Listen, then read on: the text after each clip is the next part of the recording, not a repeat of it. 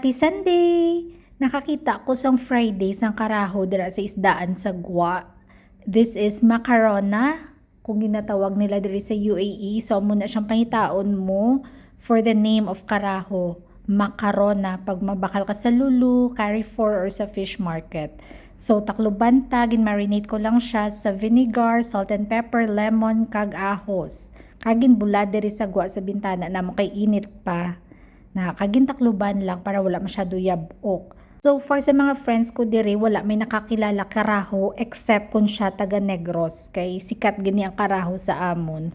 Happy checking taong 39 degrees nga init subong, ari ako nga lamayo nga karaho. Nagmala na siya sang aga ko gimbutang. So cover ta lang na siya. Diri amon ning amon nga view.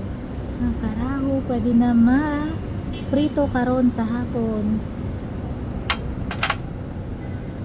Let's see, medyo mala na ang aton nga lamayo.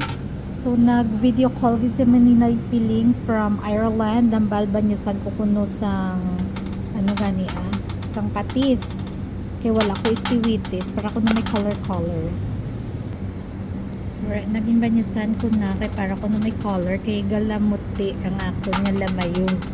Next time mabakal ko sang istiwitis para may classic color na.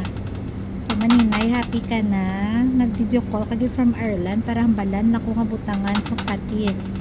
Patis is the soy sauce sa Negros, hindi siya fish sauce. It's soy sauce. Okay, so colorful na. Pwede nagwapa na siya. Okay, takloban na.